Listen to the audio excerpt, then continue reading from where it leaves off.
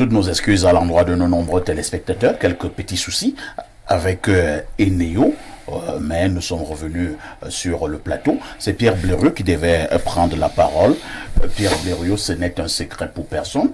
Cette affaire qui met en exergue l'assassinat d'un journaliste camerounais en la personne de Martinez Zogo, c'est une affaire qui a apporté extrêmement de pression, même du côté de la justice. Alors, lorsque vous êtes un juge qui a sur sa table cette affaire Martinez Zogo, on dira que ce n'est pas très facile pour ce juge-là. Sous les rappels d'il y a tout à l'heure, que nous sommes rendus là au troisième juge pour la même affaire, en espace d'1 an. Oui. Trop de pression pour le juge. Parfait. Ici, j'ai eu un ami qui a été président de tribunal.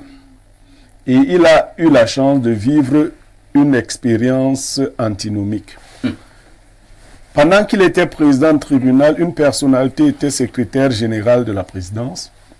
Cette personnalité lui a donné des instructions un jour, et c'est l'ami qui me le rapporte, dans un jugement qu'il avait à faire.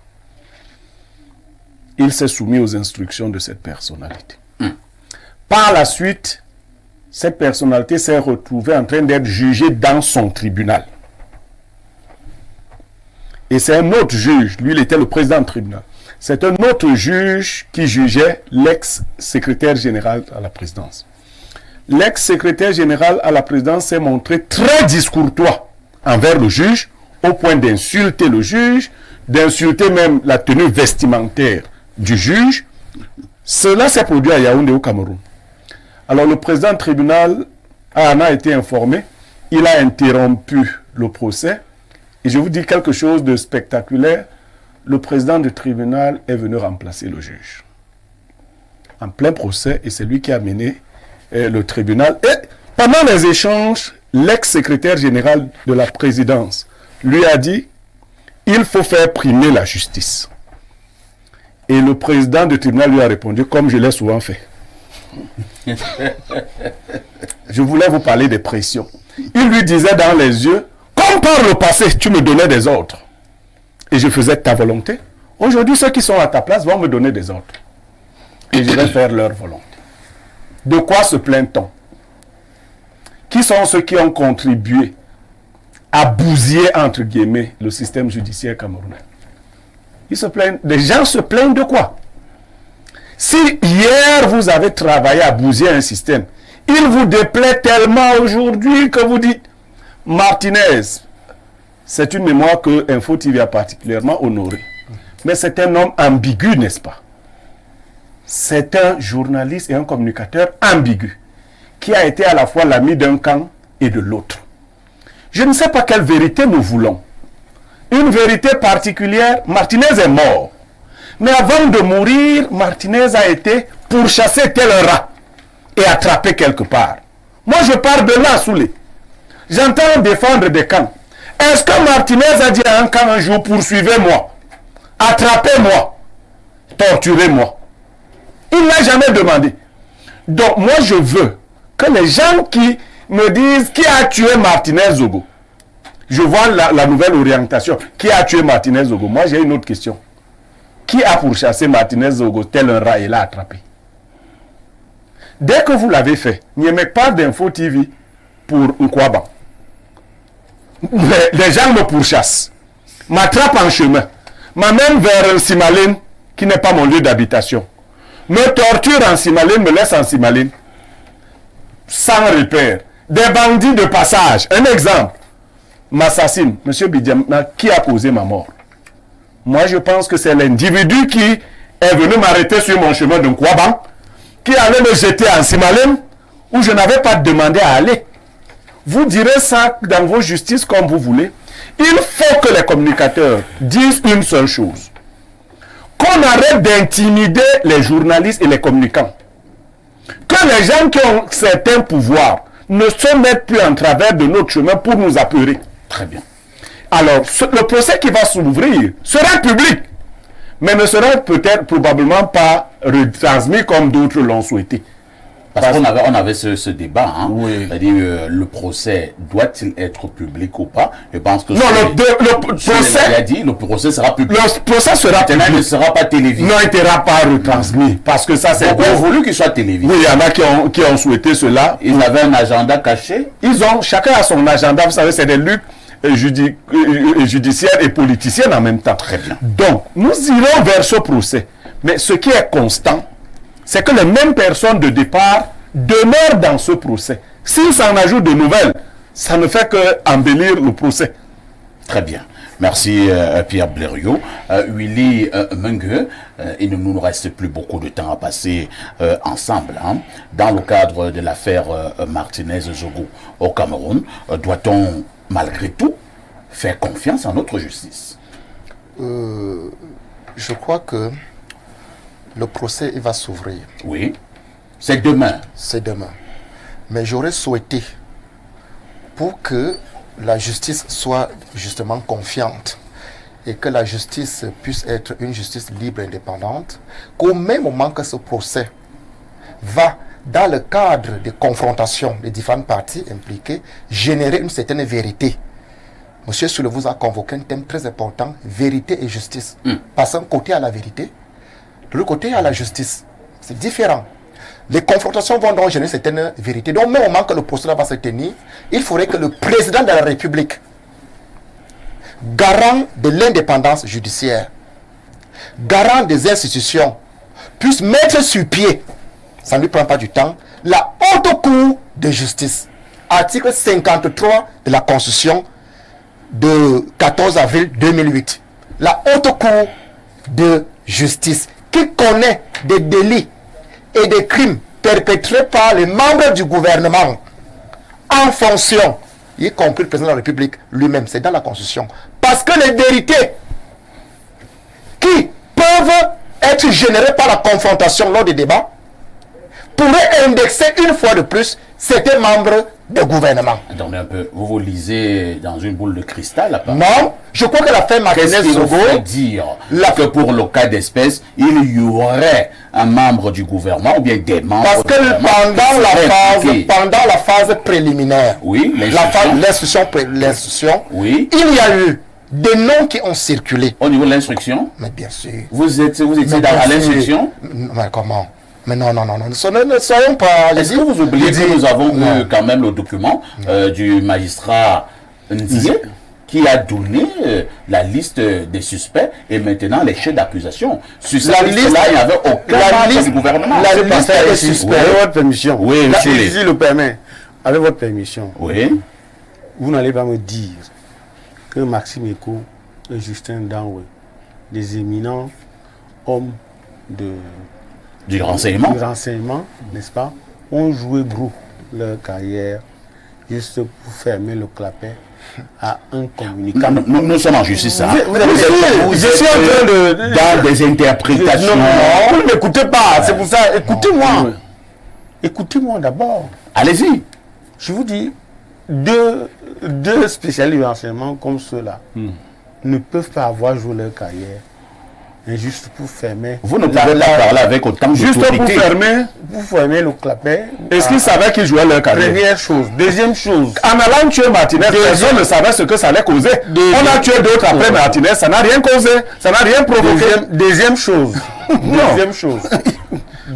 Pierre Blériot, toi-même tu l'as indiqué que Martinez n'était pas un enfant de cœur.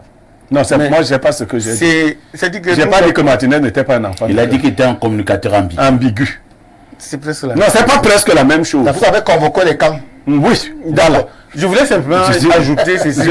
Si nous admettons qu'il était un communicateur ambigu, comme beaucoup d'entre vous d'ailleurs, nous nous retrouvons face à une histoire. Au départ, il y a ce qu'on a présenté comme le coupable idéal.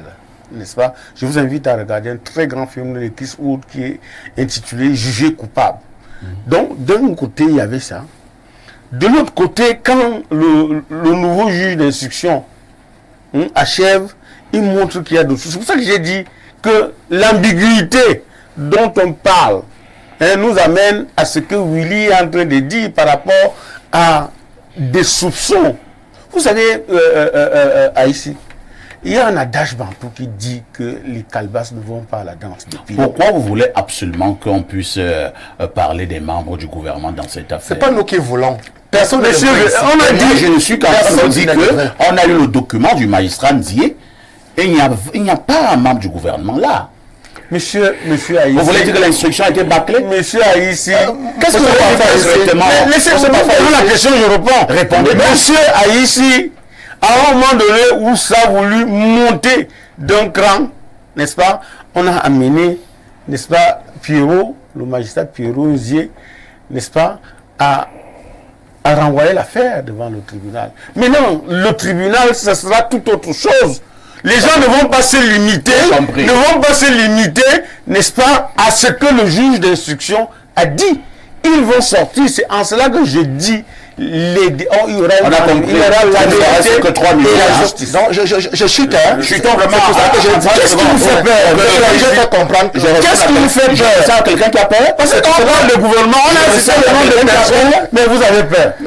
Je suis même parmi les journalistes pour parler de cette affaire. Alors, vous avez pris la poudre. Monsieur, je voulais dire ceci.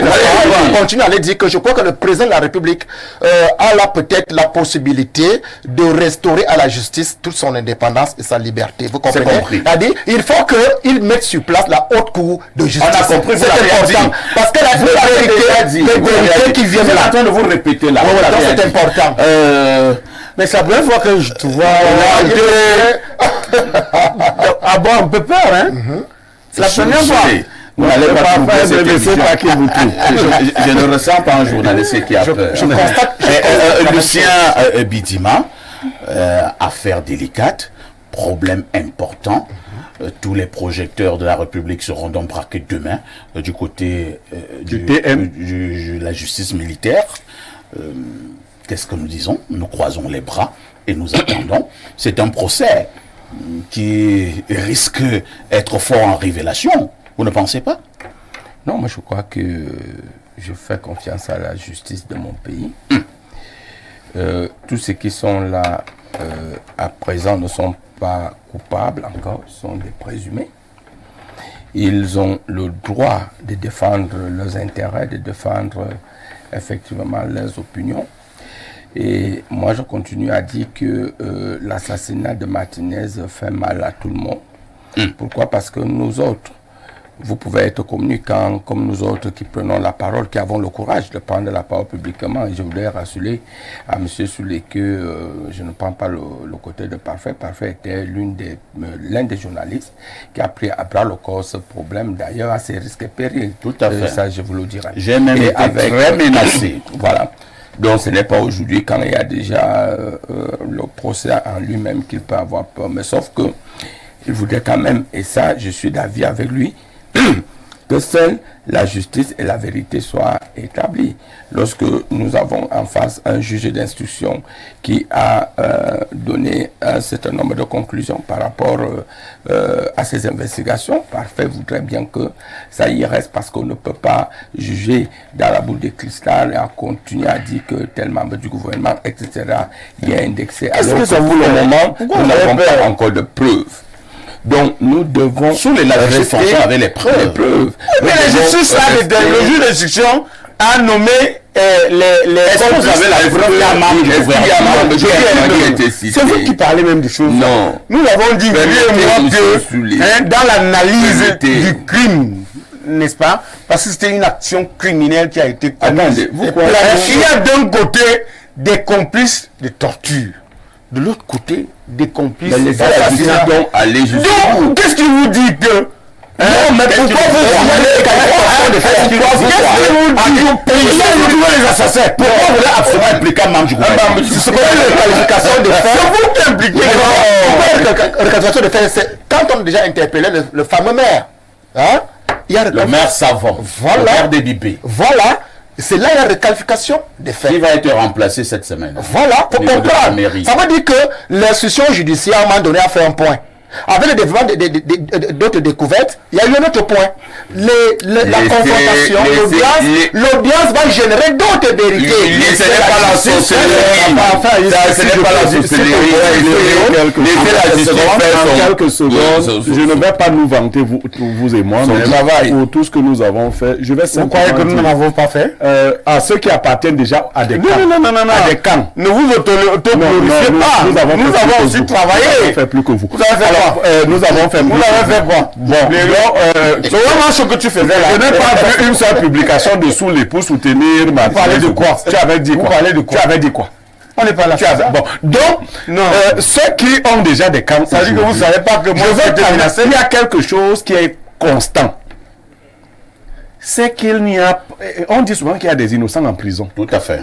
Mais je vous dis que dans ce procès-ci, les gens qui sont cités, le juge d'instruction nous indique qu'il n'y a pas d'innocents parmi ces gens. Innocents. C'est-à-dire que moi, Niemek, j'ai jamais poursuivi Martinez. J'ai jamais recherché Martinez.